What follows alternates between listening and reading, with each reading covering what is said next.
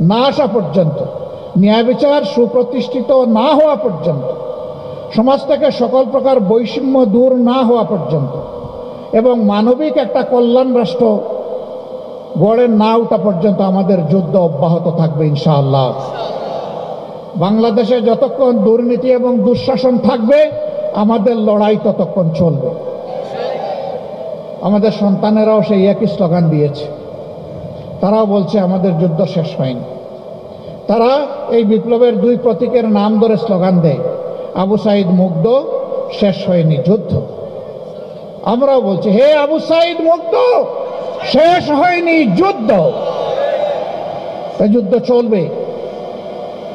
তবে দেশকে যেহেতু আমরা ভালোবাসি, দেশের সকল নাগরিক, আবাল বৃদ্ধ বনিতা সবাই